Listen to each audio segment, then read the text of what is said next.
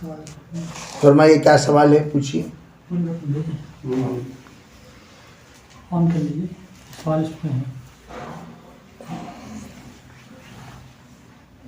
السلام علیکم ورحمۃ اللہ۔ سوال ایک یہ ہے کہ ان کے شوہر نے ان کو طلاق دے دی، لیکن وہ نشے میں دیے بول کے بول رہے ہیں، تو 3 طلاق ہوئے ہیں یا نہیں ہوئے ہیں، یہ ایک سوال ہے۔ دوسرا جو ہے انہوں جانا بھی تو نہیں چاہ رہے ہیں، اور طلاق جب ہوگی تو پھر عدت میں بیٹھے تھے، لیکن شوہر زبردستی آ کر جو ہے ان کو دیکھنے لگے، تو پھر جو ہے کوئی بول رہے کہ جو ہے عدت ختم ہو گئی پھر عدت کرنا ہے، تو یہ عدت کا مسئلہ کیا ہے؟ تو یہ 2 چیزیں انشاءاللہ وضاحت کرنا ہے انشاءاللہ۔ سب سے پہلی بات آپ حضرات کو یہ بتا دوں کہ نشے میں جو طلاق ہے وہ طلاق واقع ہو جاتی ہے۔ اچھا، اس میں ذرا سوچنے کی بات، نشے میں وہ کچھ بھی بک سکتا ہے، اور جس کسی کو چاہے اس کو بھی بس بک سکتا ہے۔ ان تمام عورتوں میں اتنا ہوش تھا کہ یہ میری بیوی ہے، نوٹ دا پوائنٹ، ان تمام عورتوں میں اتنا ہوش تھا کہ یہ میری بیوی ہے، اور اسے یہ بھی ہوش تھا کہ بیوی ہی کو طلاق دی جاتی ہے۔ ارے بات سمجھ میں آ رہی نہیں؟ بھائی آپ کتے کو طلاق دیتے، آپ نشے میں ہیں، کتے کو بولتے طلاق، یا کوئی بھی آوارہ عیار جو بھی چل رہے ہیں، آ رہے ہیں، جا رہے ہیں، روڈ پہ جانے آنے والے ان کو بولتے طلاق۔ آپ گھر کو آ کر بیوی کو دیکھ کر لفظ طلاق ہی زبان سے آیا کیسے؟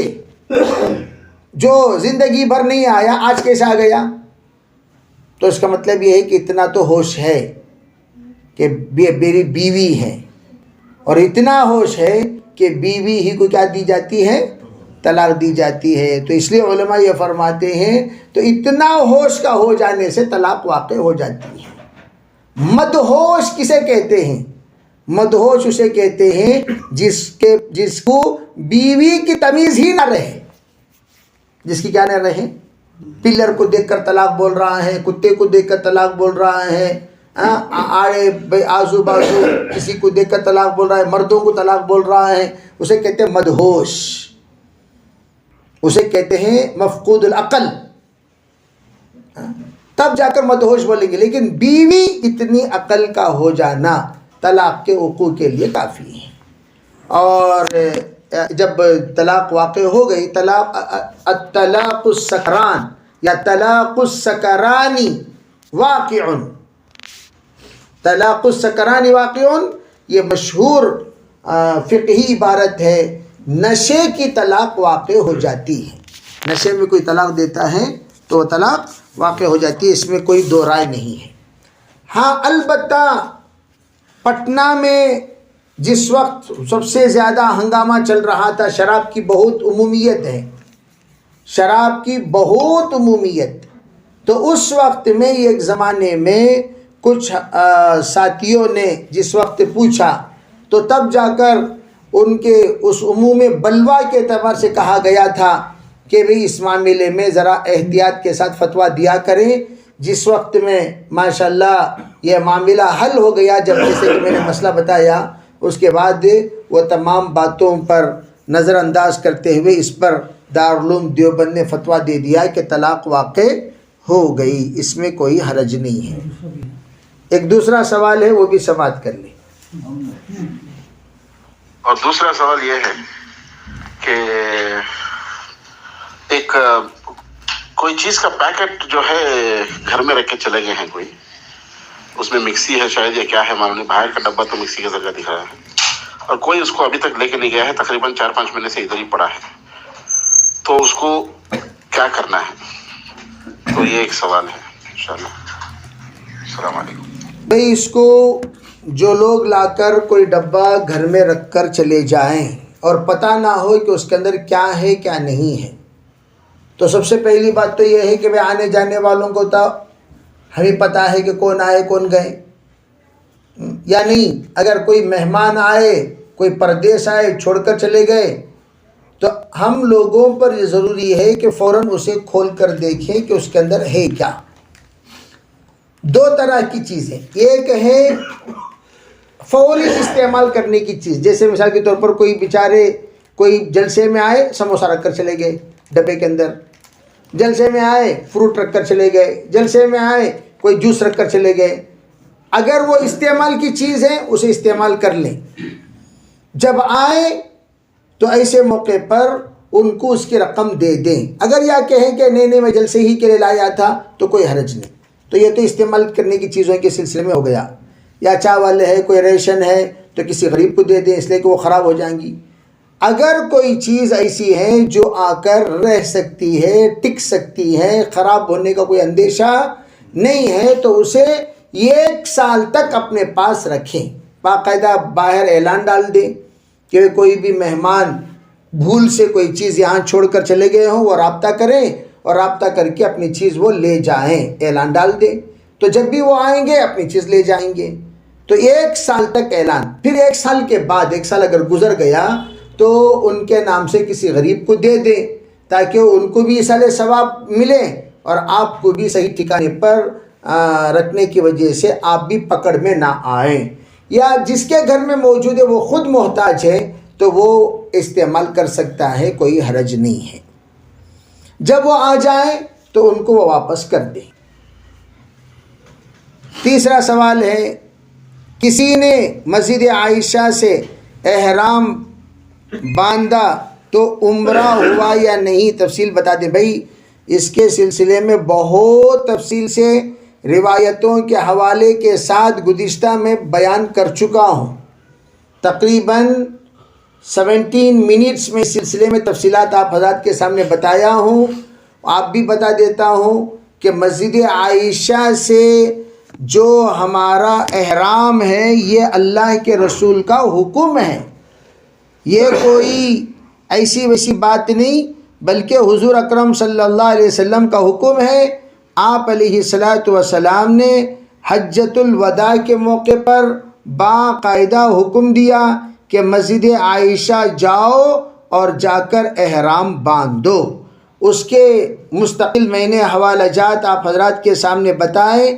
حضرت عائشہ رضی اللہ تعالی عنہا جس وقت نماز میں نہیں تھی، مکۃ المکرمہ آنے کے بعد تمام اعمال کی تکمیل کے بعد جس وقت انہوں نے اپنے پاکی کا اظہار فرمایا تو آپ علیہ السلام نے باقاعدہ حکم دیا، جاؤ جا کر تم تنعیم سے احرام باندھو۔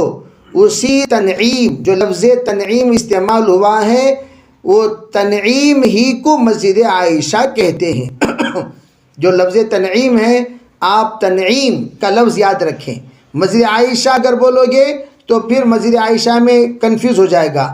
اب جو اس وقت میں مسجد عائشہ ہے وہ حقیقت میں آپ علیہ السلام کے زمانے میں تنعیم ہے، اور آپ نے تنعیم سے احرام باندھنے کا حکم فرمایا۔ تو اس لیے حضرت عائشہ رضی اللہ تعالی عنہا کی روایت میں یہ بات موجود ہے، باقاعدہ تنعیم سے جا کر، اور حضرت امام بخاری رحمۃ اللہ علیہ نے اس پر خود ایک باب باندھے ہیں، اس پر خود ایک باب باندھے ہیں تنعیم کے سلسلے میں۔ آپ اس کو اٹھا کر حدیث پاک بخاری شریف اٹھا کر دیکھیں، انشاءاللہ آپ کو یہ روایت مل جائے گی۔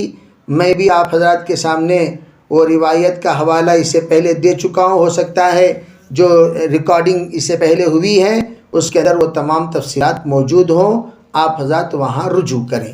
اس میں آپ کوئی کنفیوز ہونے کی ضرورت نہیں ہے، اچھی طرح یہ بات سمجھ جائیں۔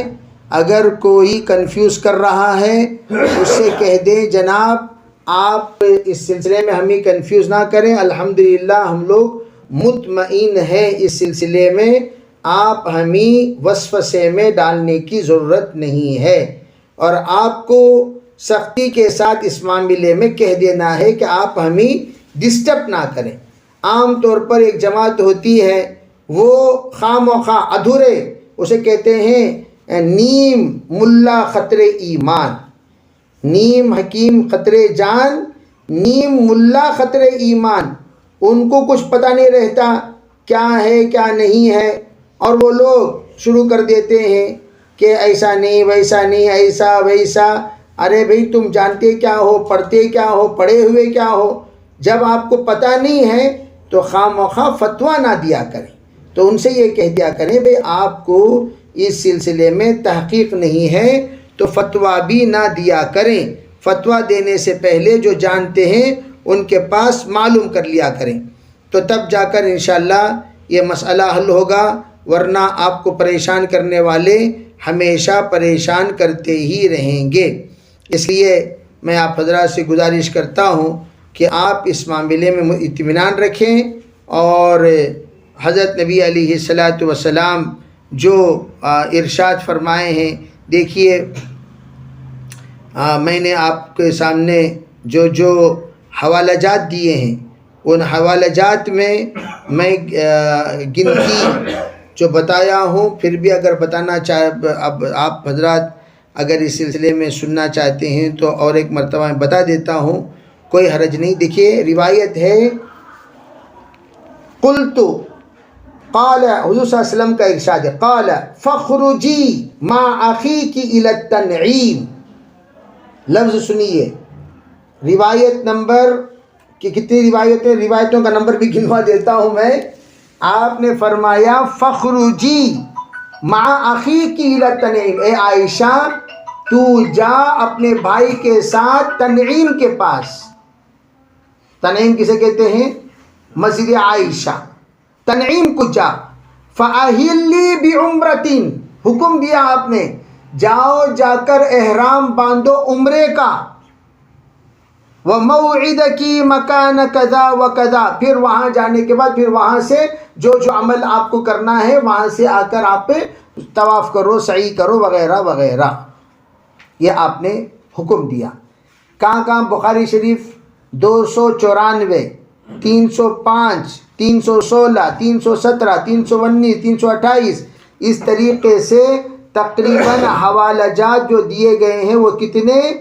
10، 22، 28 اور 28 اور 6، 34 مرتبہ اس روایت کو امام بخاری رحمۃ اللہ علیہ نے نقل فرمائے۔ کتنے مرتبہ؟ 34 مرتبہ۔ اس لیے آپ حضرات اس میں کوئی، اور یہ بات یاد رکھو، مسجد عائشہ تنعیم جو کہا گیا ہے وہی تنعیم مسجد عائشہ ہے، ورنہ آپ نہیں وہ زمانے میں تنعیم، بھائی اس زمانے تنعیم اس وقت مسجد عائشہ ہے، وہ حضرت عائشہ وہاں سے احرام باندھ کر آئی، اسی لیے اس کو مسجد عائشہ کہتے ہیں۔ اور دوسری بات یہ ہے کہ اگر باندھنے کی اجازت نہ ہوتی، میں آپ سے کہتا ہوں اتنے 1400 سال سے جب لوگ احرام باندھ رہے ہیں تو اسے بند کر دینا چاہیے تھا؟ نہیں چاہیے تھا؟ کہ بھائی 1400 سال سے لوگ جا کر مسجد عائشہ سے کیا باندھ رہے ہیں؟ اچھا ایک بات یاد رکھو، یہ ان لوگوں کے لیے ہیں جو احرام باندھ کر اندر آ چکے ہیں، اور اندر اگر کوئی احرام باندھنا چاہتے ہل کے اندر تو وہ اپنے اپنے مکانات سے باندھیں گے۔ سیکنڈ عمرہ کرنا چاہتے ہیں تو تب جا کر وہ یہاں سے باندھ کر آئیں گے۔ تو عائشہ رضی اللہ تعالیٰ عنہ کا عمرہ نہیں ہوا تھا، اس لیے کہ ناپاک تھی تو عمرہ نہیں ہوا، تو اس لیے انہوں نے کہا کہ میرا عمرہ کرنے کا ارادہ ہے، تو حضرت نے بھائی کے ساتھ بھیجا جا کر عمرہ کرنے کے لیے، وہاں سے احرام باندھ کر آؤ۔ تو لوگ کیا کہیں گے، کیا تنعیم میں آ کر احرام باندھ سکتی ہیں؟ یعنی مکے کو آ کر بغیر احرام کے تنعیم میں جا کر احرام باندھنے سے ہو جائے گا؟ تب نہیں ہوگا، تب ان لوگوں کا نہیں ہوگا۔ بات سمجھ میں آ رہی نہیں؟ جو لوگ بغیر احرام کے باہر والے اندر آ چکے ہیں ان کا تنعیم سے احرام تو وہاں یعنی وہ دم دینا پڑے گا، اور ان کو باہر سے اندر وہ جو آ گئے ہیں ان کے لیے دم دینا ہوگا، ان کا مسئلہ الگ ہے۔ جو اندر احرام کے ساتھ آ چکے ہیں، سیکنڈ ٹائم عمرہ کرنا چاہتے ہیں، تھرڈ ٹائم کرنا چاہتے ہیں، تو وہ جائیں مسجد عائشہ احرام باندھ کر آئیں۔ لک الحمد و لک الشکر، اللہم صلی علی وسلم۔ جی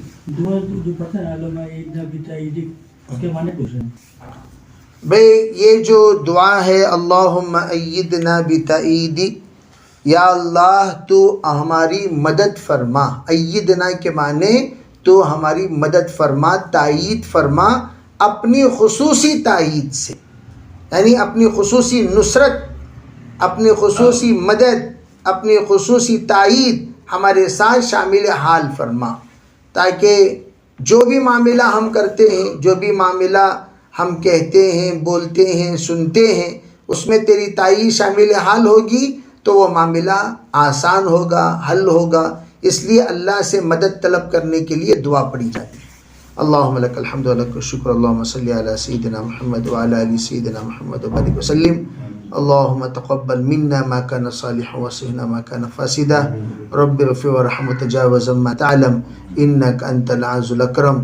سبحان ربک رب العزة عما یصفون وسلام علی المرسلین والحمد للہ.